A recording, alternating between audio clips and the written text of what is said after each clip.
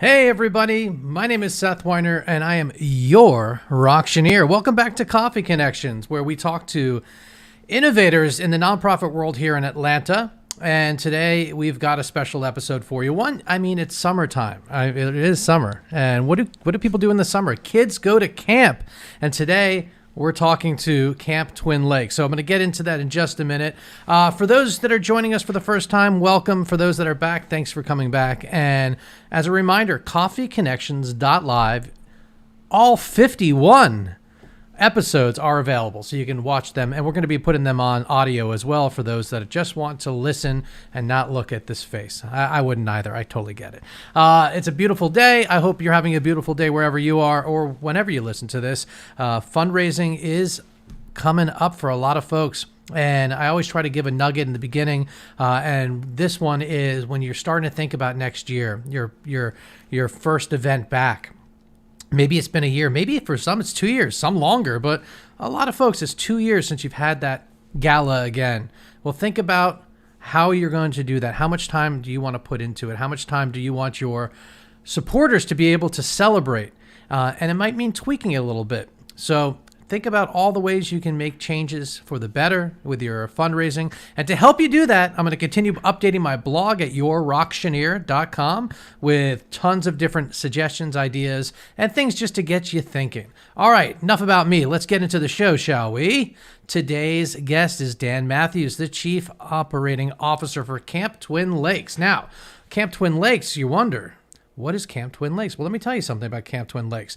They provide year-round, fully adaptive, and deeply impactful camp experiences to nearly, get this, 10,000 of Georgia's children and young adults, helping each camper grow in their confidence and experience the joys of childhood. Now, their intentionally designed programs help campers overcome obstacles as they learn new skills to more independently manage their challenges. So lots to unpack here with Dan. And about Dan, just a little bit about Dan, he has a huge track record of excellence in organizational management, multi-site operations, community development, human resources, strategic planning and vision, financial management, relationship building, and professional leadership. That is a mouthful, but he and anyone that knows him will tell you that these are all truths. He is a sought-after speaker in the camps for children with special needs, youth development, and recreation therapy. So please join me in welcoming Dan to the show. Dan, how are you? Welcome. I'm very well. Thanks for having me. We're excited to be here. Yeah, well, it's good to have you. I know camp, it's a year-round, but it's got to be busy in the summer. But we'll get there. You're on Coffee Connections. Do you drink coffee? Well, this is on maybe Coffee Confessions. There you go. I drink hot tea a lot in the winter, but I do have my mug. I brought my mug. Let's see. Yeah. So it's from one of our camp partners. It was a gift from them, Camp Blue Skies. And it's a homemade mug made by a local artist here in Morgan County. Excellent. Whoop, there you are. You're back. You've got a little internet freeze there, but made in local artists in Morgan County. Very, very nice.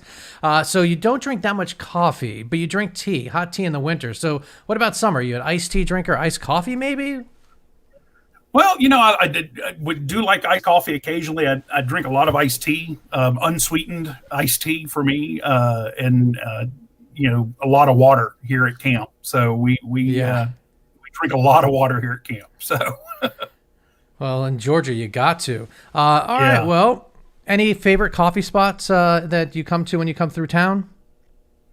Well, I love, we're kind of over on the east side of town, and so Jittery Joe's has always been a favorite up toward the Oh yeah, Athens area. Yeah, so that's always been a favorite.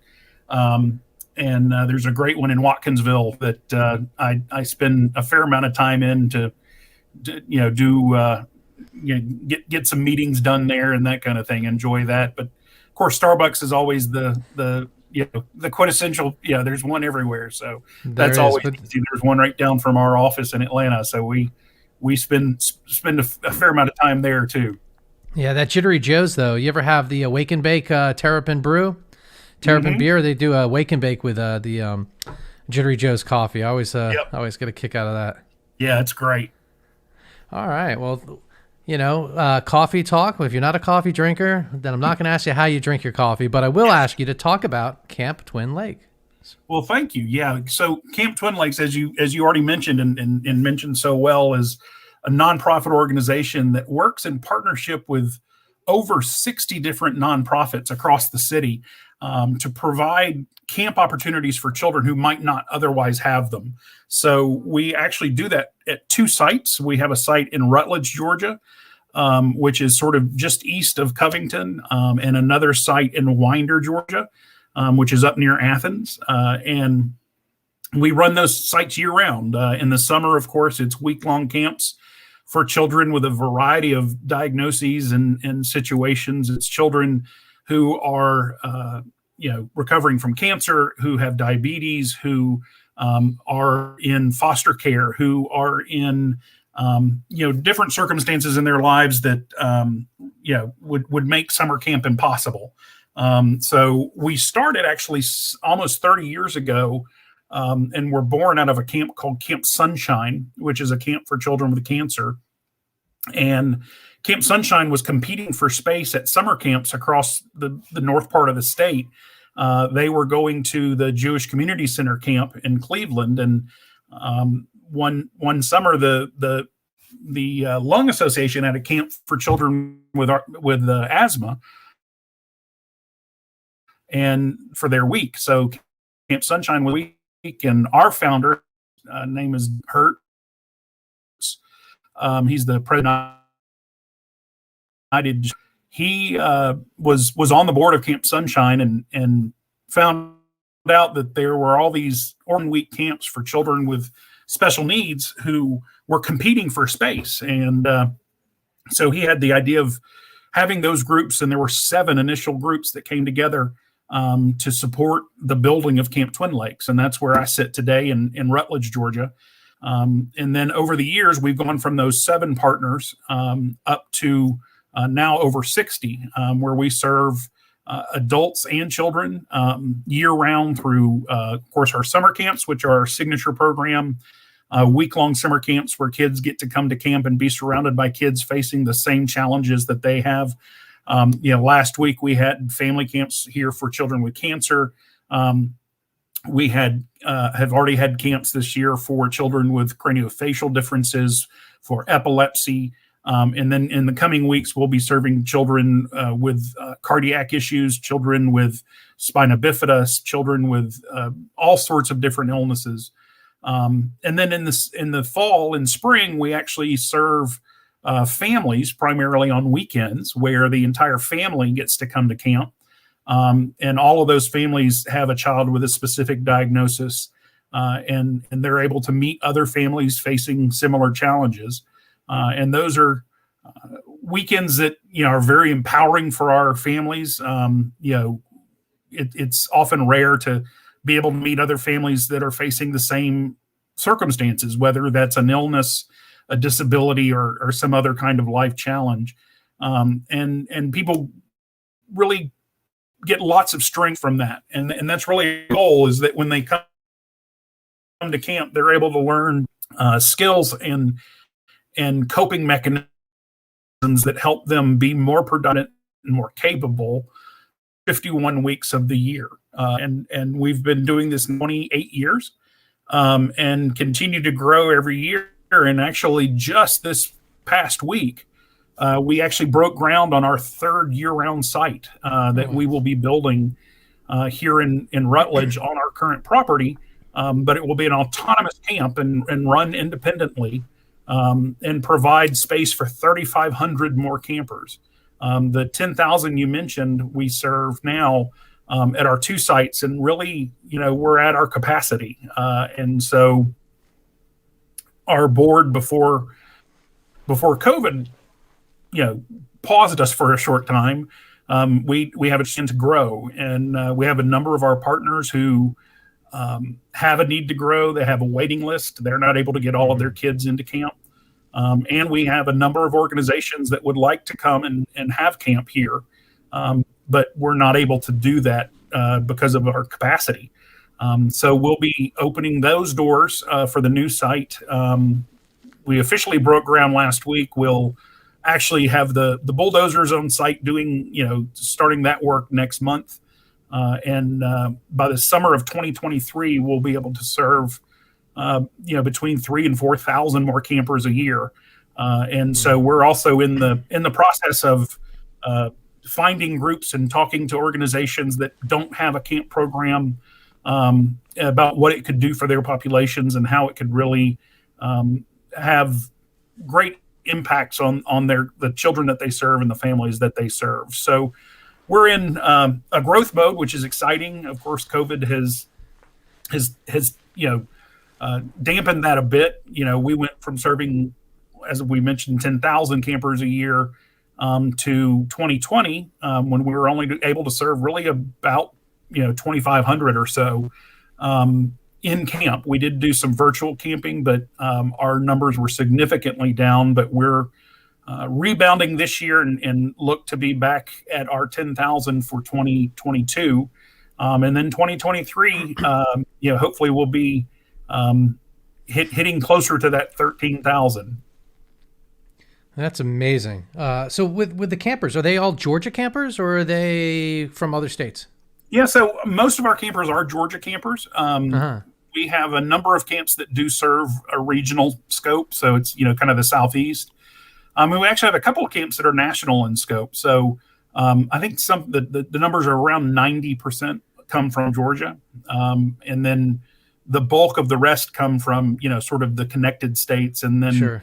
we do have a few from Oregon and California and New England and around, and even we have one camp that brings campers in internationally. Oh, wow. Now, and with these camps, it's overnight? Is it sleep? It is overnight. It is overnight. So we they Or as most come people on say, Sunday. sleep away. Yeah, sleepaway camp. They come Sunday and stay through Friday. Oh, wow. And it's and oftentimes even typical kids, often summer camps the first time they've spent the night away from home. Yes. But certainly for our kids, it's especially remarkable because these are kids who require daily and sometimes hourly medical support So to be able imagine to be at camp. for the parents, though, this must be such a welcome break for them to be able to reset, and I can only imagine some of the breakthroughs they have and how it might better their relationship with their kids. Yeah, absolutely, and it's something that we tend to take for granted that often child that has such a cancer or severe asthma or whatever it is, often that child and the family, understandably, but when that child, sometimes we have a lot of parents that tell us that they go on trips with their other siblings, and are able to really pour into their other kids during that week of camp. So it's a special time, not only for the camper, but oftentimes for the family. Now, what about the folks that are going to, I imagine, listen, I went to sleepaway camp. I remember the bond I had with counselors, and I'm sure there's a lot of similarities with the bond that these kids have with their counselors. And I could tell from some of the photos that there's definitely a very solid bond. But where do you find these counselors? Because they have to be trained in ways that, it's not just a college kid talk a little bit about that. Right. No, that's a great point. And I think, in addition to the 10,000 campers that we serve every year, We serve 3,700 volunteers. And Oh so my. the way our partnership works is the campers come through a partner organization, and that partner organization also provides volunteers who stay in the cabin with the kids. Camp Twin Lakes provides all of the program staff and support staff and kind of all of the food service and program and all of that. And what we love about that model is that it's not just sort of rank and file quote unquote college kids coming through who don't necessarily have a connection to the illness. The majority of maybe not the majority, a lot of our volunteers are former campers who came up through our program, and so they still take a week off of work, years later to come back to camp to be able to give back. And so it works really remarkably well when you have a counselor who's in a cabin who's a pediatric cancer survivor, or who has type 1 diabetes, or who has a heart transplant. It gives an adult mentor for those kids. And it also enables those kids to see, there's life after high school and after diagnosis, and the way to really find yourself is through the service of others. So we love our model because it offers that opportunity that if we went out and hired just a core staff to run camp and had the kids come in, they wouldn't get the same experience, I don't think. Although we do have to, we work with our partners, our 60 partners, to help them find volunteers every week. And often that's the limiting factor for organizations, is the number of volunteers that they can get to give a week to come to camp. And as we open our new site to serve 3,500 more kids, it's going to take 1,000 more volunteers. It is something that we have to spend a lot of time working on in terms of recruitment and all of that, but also the training and the giving the volunteers the right skills and the arrows in their quiver, so to speak, to be able to work with the kids that they're working with to be as impactful as they can for the week that they're here. Yeah. And so you have the volunteers that are helping. Go ahead. You hear of relationships that are built and families that are created, through their camp experience. And it's really remarkable now that I've been here for, a little over 22 years. And we're getting sort of our second generation of people where, we're, families that their college kids are now volunteering because they volunteered when they were in college. So it's great fun to see sort of that generational transition. Yeah, absolutely. So you mentioned these organizations, these nonprofits that are helping staff, et cetera. But what about the scholarships? Like, are they helping with the scholarships, or how does someone get to go to camp if they can't afford it? So our model is that Camp Twin Lakes, we fundraise right now for about 70% of what the actual cost of having a camp here at camp costs. It costs us about $800 for every child for every week. We do charge the partner organization a portion of that, and largely so that they have a little skin in the game. The partner organizations then raise that money. There are some of our partners that charge campers, but part of working with us and really all of our partner organizations really want to not be an extra financial burden on the parents who are already in many cases spread thin. So our goal is that no camper is ever turned away from camp because of an inability to pay. And in fact, about 80% of our campers don't pay anything other than a small, token charge to make sure that they come, commitment charge. 80% of our campers don't pay anything to come to camp, really.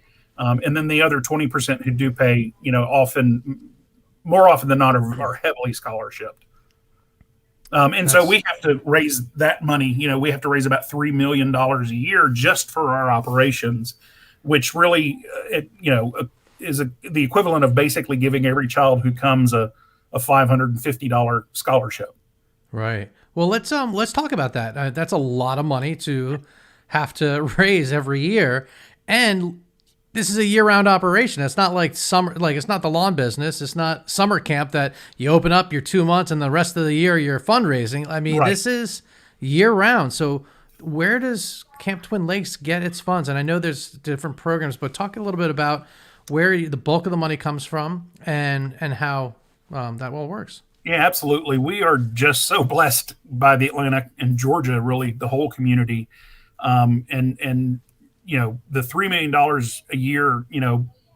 About a third of it comes from foundations and corporations through grant writing and that kind of thing. But the other two-thirds of it are through special events where we have different events to educate people and encourage people to learn about Camp Twin Lakes. Our signature event, and I might get in trouble for saying it's our signature event, but what I love about it is it happens at camp, and it's our Spin for Kids, which is a bike ride that happens the first weekend of October at our campsite here in Rutledge.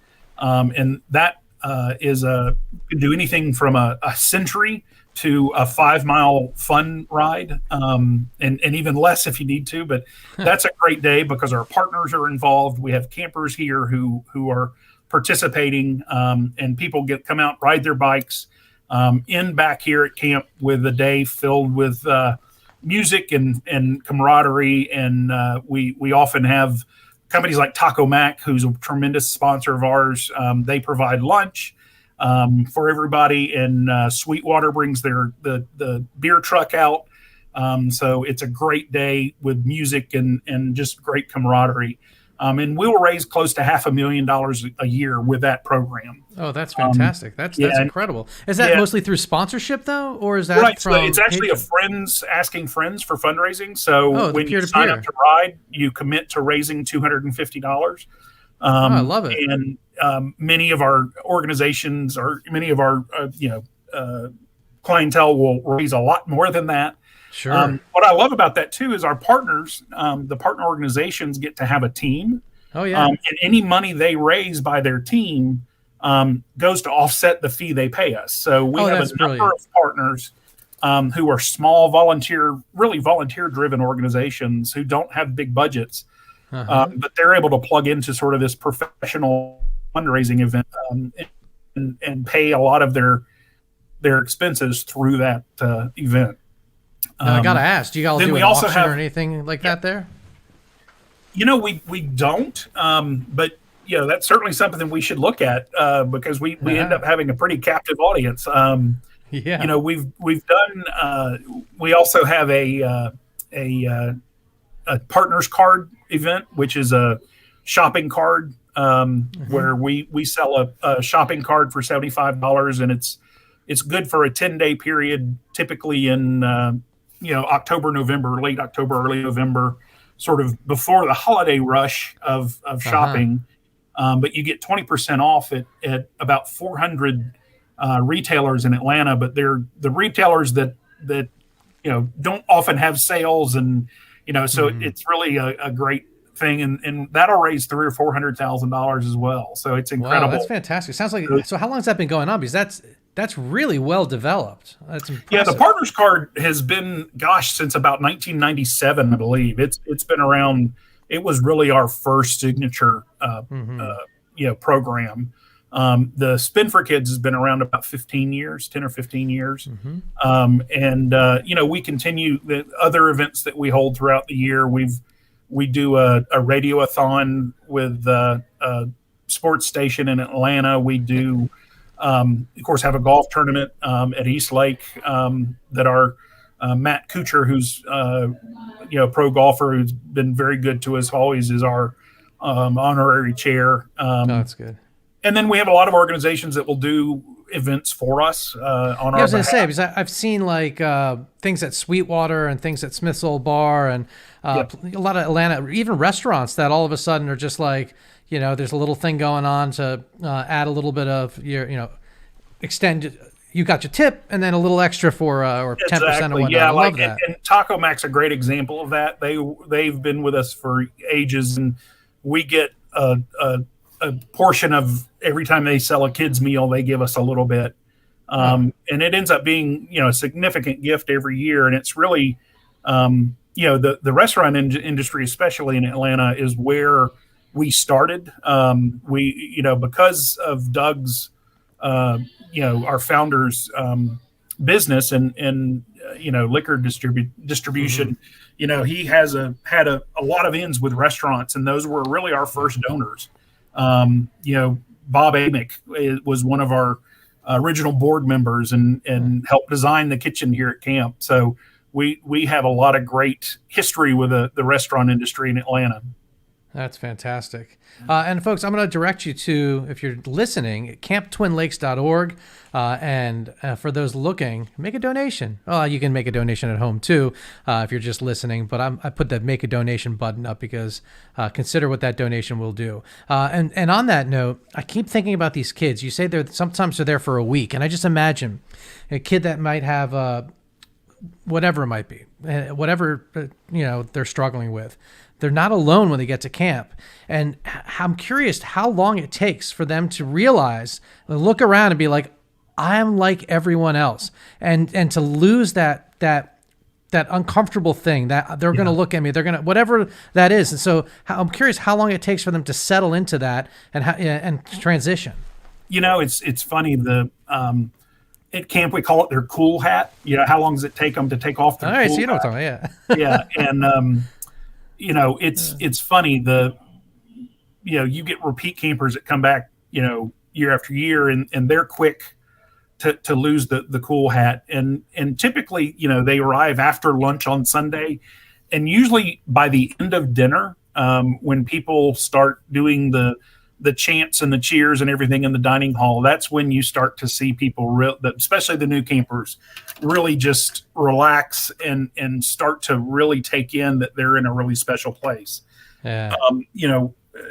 A camp that comes to mind is called Camp Crazy Legs, and it's for children who have spina bifida. And we were interviewing a young man, and just asked him, said, what do your friends at home think about you coming to camp? And he, without missing a beat, he kind of just looked at the camera and goes, I don't have friends. I have spina bifida. And it just, the fact that he came to camp and for the first time felt like he had friends, because it set him apart so much, the spina bifida and having a wheelchair and having, being known as the kid with spina bifida was who he was at home. But when he came to camp, he learned, A, he wasn't alone, and B, that, he could do great things, and he could gain the skills. And the goal is that he gains the skills to go home and make friends, right? So that he's doesn't feel that isolation. And, the pandemic has really, I think, illustrated for us what our campers have struggled with for so long in terms of isolation. And, I think everybody now recognizes how important it is to have human connections. Even beyond the Zoom screen and all of that, to be in the same room and to find commonality with people is life changing, and That's life affirming. That's definitely true, and to find commonality, I think that should be the message moving into this next several years of our world here. I mean, when we stop and look at, like, that's the thing. Like, you can take a kid that might have a disease or an ailment that you look at them and say there's nothing, there's no difference, or and that's the same with politics, by the way, too. When you look past that and you look at the commonness, there's so much. Yeah, we've actually joked about, we wish we could get Congress to come to camp. Put them on a ropes course together. And make them do things together and learn that they're both, regardless of which side you come from, we have this humanity in common. And because it's something that, one of our kids for years, Camp Sunshine, which is our camp for children with cancer, we were, I was doing a group with them, like team building session, and just was really taken aback by how close they all were. These were teenage boys. And I said, a lot of people go through life without making the connections that you all have been able to make. And one of the young men said, it sounds crazy, but I'm really grateful I had cancer because it gave me camp. You know, I and mean, it's like, you know, that's those great. bonds that are created through a shared experience, especially a shared traumatic experience, can be the longest and most meaningful of your life. Yeah.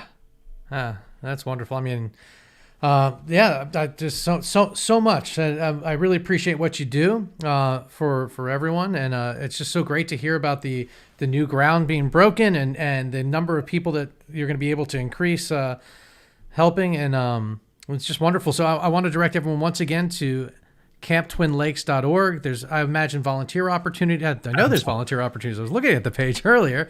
The site is loaded with information, so please visit camptwinlakes.org. Before I let you go, did we forget anything? Is there anything upcoming or anything you wanted to mention that we didn't mention? No, the only thing I would just revisit is definitely look at your calendars the first weekend in October for Spin for Kids. And if you go to spinforkids.org, you can learn more about that program and how you can get on your bike for the weekend and help kids. So it'd be a great opportunity. That is awesome. Yeah, I love it. And before I let you go, one last thing. I always ask my guests to recommend another nonprofit innovator in Atlanta. Is there someone you'd like to recommend?